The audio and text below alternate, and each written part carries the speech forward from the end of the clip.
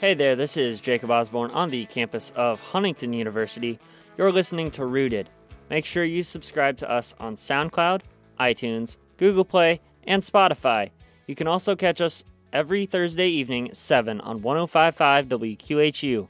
And as always, you can stream Forster Radio anytime, anywhere on ForsterRadio.com or through the Radio FX app. Today I'm sitting down with Eric Geders. So Eric, where did you go to college? Well, are we talking about the time I actually graduated or the first couple? Well, I'll ignore the first couple. Okay. We'll ignore the first couple. Long story short, I ended up at Huntington University, which I really loved the school here. And it was at a time when I was ready for college as well. Earlier, I don't think I was quite ready. But I came to Huntington, and I initially was going to be a digital animation major. That's what I came in to do. But there was a scheduling conflict with one of the classes, and I was going to either have to drop an animation class or drop 5 other classes that I had scheduled to make that animation class work. So I figured, I'll take the animation class next semester, picked up a radio class to take its place, and I loved it. And probably, within maybe a few weeks, I had switched my major to broadcasting, graduated with a broadcasting major. I was, station manager here for a couple of years. It was a great experience. It was good. That's cool. What did you do after college? So what I did after college was actually affected by what I did in college. So I had an internship at WAVA. It's a Christian teaching and talk station out in Washington, D.C. And during that internship, I had an intern supervisor. Her name was Danielle. Her name probably still is Danielle. In fact, I know it's still Danielle. Because after I was there, we started dating, long distance, and we're married now. So I moved out there. That was one of the reasons I moved out there was, to see if this thing with Danielle and I would work. You did it for the girl. I did it for the girl, but also it was a great job. Rewind a little bit. I actually went for a 12-hour-a-week job. A lot of people aren't willing to move across the country for 12 hours a week, and I was struggling with it and whether it was the right thing to do or not. And Dale Gerke, who is an adjunct teacher here on campus, I asked his advice, and he basically told me, you're not married right now, you don't have any kids, you don't have anything tying you down, go for it. Why? This is the time in life to try crazy stuff. So I said, fine, all right. So I moved out there for a 12-hour-a-week job. And just as, I started going through savings because you can't live off of 12 hours a week. Right. Nobody can. No. And just as I was getting to a point where I thought, I'm not going to be able to keep going any longer. I was praying a lot about it, thinking I'd have to move back to Huntington. And legitimately, right when I was running out of money, that's when a full-time position opened up at the station. I applied, and I was able to get that. And I felt that was confirmation from God that I was in the right place, that he was going to take care of me, but he needed me to take that leap of faith for that 12-hour-a-week job. Fast forward a little bit longer. I was there for several years, and then we moved to Chicago. I still worked for the same parent company, Salem Communications. They own a bunch of stations across the country. But this time I was working for WIND, and instead of Christian teaching and talk, we moved into political talk, which I have a passion for politics, or at least I used to, and we can get into it. I've had a passion for politics. I do care about politics. I have my own views, all that kind of stuff. And so it was really exciting to me because my goal was to either be a production director at a radio station or to be the executive producer of a nationally syndicated radio show. And that's what that turned into eventually. The host I was with, eventually we did go syndicated on 80, 90 stations across the country. And that's cool. So that was really great. But, I'm back in Huntington. We can talk about that too. Right. But, yeah. What's it like to be back in Huntington after all those years? It's weird because I left Huntington and my wife, I don't know that she's the biggest fan of small, at least she wasn't initially. But over time, it just made sense. We got to a point where we want to be closer to family. We want to be, in a place where we can have, because we have a son now. We want to be in a place where if he's sick, we know that people can help out and, a place that we just feel comfortable. And Huntington, fit that bill. And we looked at a few places, but Huntington, at least I was able to get a job up in Fort Wayne, before anything else. So it worked out really well. So here we are. With the job in Chicago, how did that affect your life as a Christian? Yeah, politics can be a crazy thing. Even if you're not involved in broadcasting or any kind of journalism, any kind of job that you have to pay attention to it, it's so easy to get sucked in. It's so easy to want to be plugged into what's going on all the time. I want to know everything that's going on. And to an extent, that used to be me. There are a couple of syndicated shows I used to like, and there was a year. So, syndicated shows, 3 hours a day, typically Monday through Friday. There was a year I was so involved in politics that I listened to a certain show every episode the entire year. I got everyone in, which is insane and weird and strange. But that was me. So working in it, it's exhausting as a Christian because there is this pull of certain issues and things like that where I don't know exactly what I'm trying to say. It makes sense in my head. But there's sometimes pressure to present stories in a certain way that maybe you're not a big fan of because you look at the facts one way and you say, hey, maybe we shouldn't leave this thing out. And it's one of those things where it's not objective. There's not necessarily always an objective truth in politics. Yeah. There's a lot of interpretation. So it wasn't that we were doing anything morally wrong by putting things that, in a way that we were putting them. Because it can be interpreted that way. But I don't know that I always agreed with the interpretation. So it was hard for me sometimes to, push forward with certain stories and things like that, I wasn't a fan of, but as the producer of the show, you're not always the boss of the show. Right. Right. Yeah. So you still have to kind of do what you need to do. And also when stories come up, tragedies, those are hard to cover. Yeah. Those are really hard to cover because emotions are all over the place. Both sides are yelling at each other.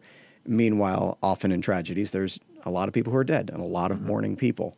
So those are really difficult to deal with, typically speaking. Yeah. Has that experience strengthened your beliefs, like whether political, moral, or spiritual? It has. And what it has kind of brought me to, because I've come to the realization, being a person of, obviously, a political talk radio station, usually they're of the right more than they are of the left. Right. And so I tend to lean more that direction. And, I used to feel like when the Democrats were running everything that, oh, man, all these people on the left, these people who voted for them, they're just following along blindly and just saying yes to whatever. But then I realized, when things changed, that the right is very much the same. That politics has become a team sport where everyone is just cheering on their team and not everyone really understands completely what's going on. And so, as a Christian, that's really hard to just root for something and someone because it's all about the person. Right. But if there's someone who we're supposed to be completely behind and completely following and paying attention to at all times, that would be Christ. Mm-hmm. So it does turn into this weird thing where you're holding a human up on a pedestal that they should not be up on when it comes to politics. Ideas are different, when you're talking about ideas, but not everybody does that in politics and political, talk and stuff like that. So as a Christian, it strengthened me in helping me kind of realize what is important. What are the things that we really should be paying attention to? Are politics important? Yes. But are they the be-all, end-all like they are for a lot of people? No. There's another level to life. And that is what's more important, and that's helped me kind of focus more on that, to be honest. Right. There's not a right answer in politics. Sometimes, sometimes, but usually not. Right. Yeah. It's all opinion. Yeah. And then there's moments where you see two different ads, like two different candidates have ads bashing each other. And it's especially in this past political season. Yeah, one gets annoying, and two, you just watch the ads, and you're like, I don't like either of these people. They're both terrible. No, it's funny because you'll have candidate who in the first commercial, the candidate who the commercial's for, they're always in bright lights and colorful, and the other one's always in grays or reds.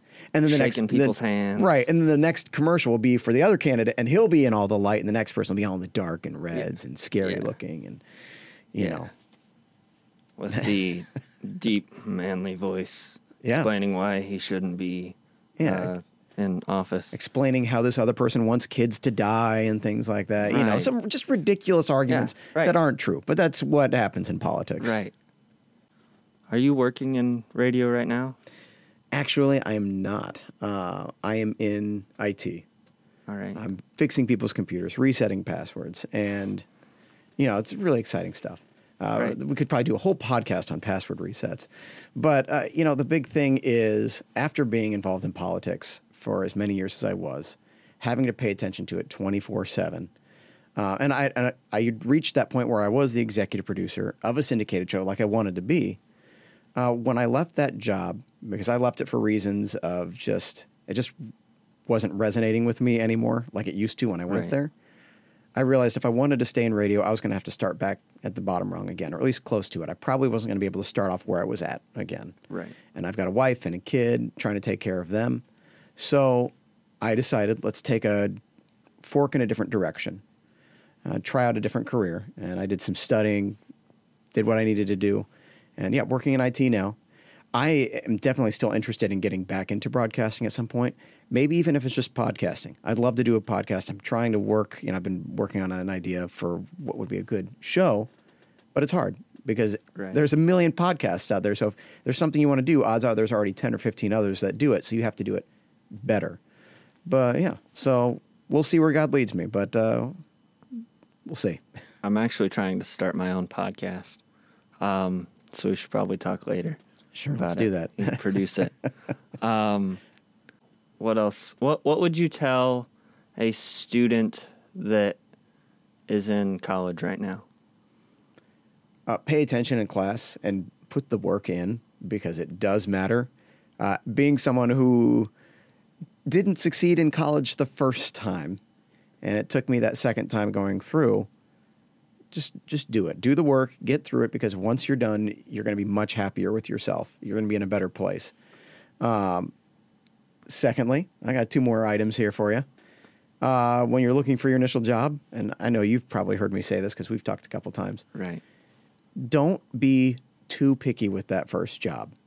If there's a job, especially if it's in the field you want to be in, that you think is beneath you, take it. Take it, and if you can't get anything better, take that job and work hard because people will notice that, and eventually you will get out of that position. People have a higher look of themselves than what is sometimes the reality. So people think, I've got all these skills. I need to be in this higher position. And maybe you have those skills, but other people don't see that yet. You have to give them time to see that. And lastly, if you major in one thing and you get out and you realize, I want to go do something else, whether it's after being in that field for some years or not. I had a lot of discouragement when I was trying to switch careers. People saying, are you sure you can really do that? I mean, that's a lot of work, Just do it.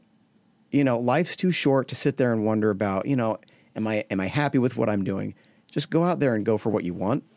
And if it works out, that's awesome. But don't be discouraged sometimes, because God sometimes will put up roadblocks in your life that kind of force you in a different direction.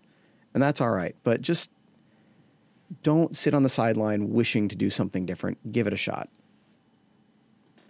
To go along with that sports metaphor, don't play point guard, or don't want to play point guard when center is open. Right, yeah. And you can play center. Absolutely. Just get out on the court. That's a great metaphor. Thank you. Anything else that you want to talk about? Other than password resets, no, I think we're good, unless you want to hear about that. That'll be an episode for next time. Thank you, Eric Geders, for joining us on this episode of Rooted, and thank you for listening. Make sure you subscribe to Rooted on SoundCloud, iTunes, Google Play, and Spotify. And remember, you can listen to Forza Radio on 105.5 WQHU over the air in Huntington, or go to the Radio FX app. And as always, stay rooted, HU.